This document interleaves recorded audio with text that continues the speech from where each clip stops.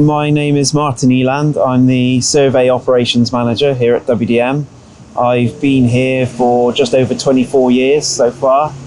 A friend of mine was working with the company at the time and talked to me about the role, and there was an opportunity here.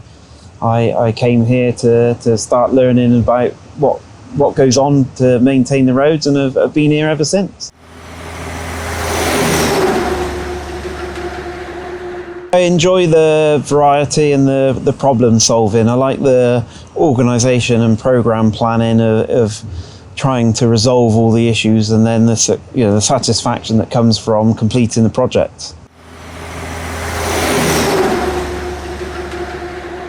Some of the challenges are around handling staff, interacting with them, and understanding their pressures that impact on our job roles, and also the great British weather that impacts on our surveys is always an added curveball that messes up many plans.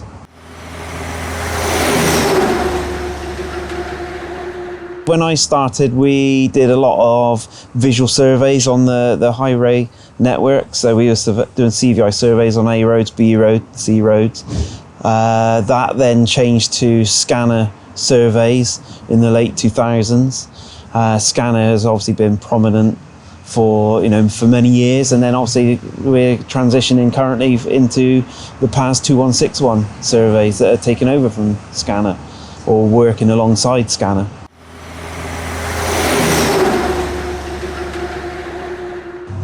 It's a hard one to say, really. I think AI is going to sort of become a big